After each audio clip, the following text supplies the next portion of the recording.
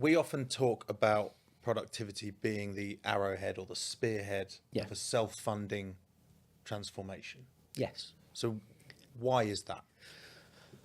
So the main reason for that is what you'll find is most organisations are generally that we deal with a generally smaller scale. We've got some, there are some big organisations, but a lot of them are smaller scale. So they can't buy in all the expertise and skills and things that they'd like.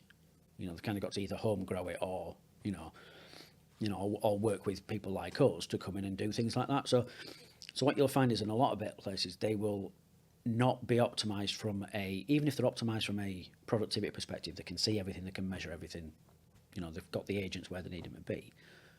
A lot of the time there are huge gains to be made by using the right organizational design, by organizing the work in the most effective way.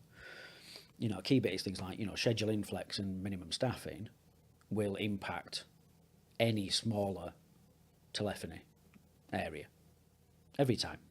There are ways to get rid of those though. So you don't have to spend the money employing extra people just because you happen to be home 24/7.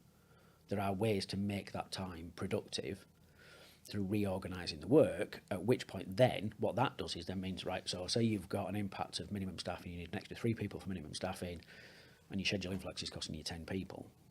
If I can make that go away by reorganising the work, I've suddenly got 13 FTEs worth of budget to play with, which, on the average is over 400 grand a year. Yeah.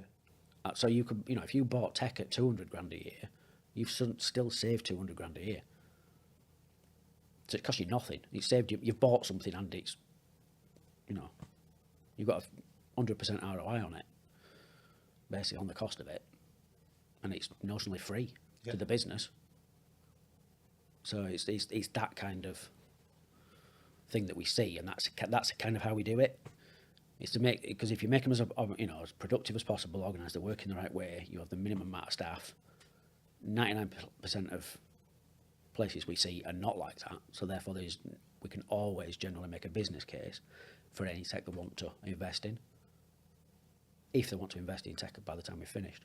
Some don't. And the technology helps sustain, in some instances, the benefit that's been gained, but also in its own right will drive, if it's done properly.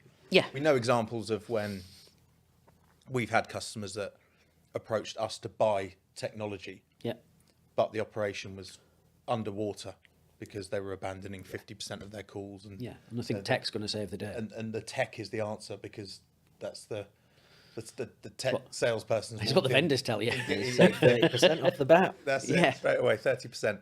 So putting technology in after they've been optimized means that it's more likely to it's more likely to drive the benefit that it's been sold against. And they're going to actually keep it turned on.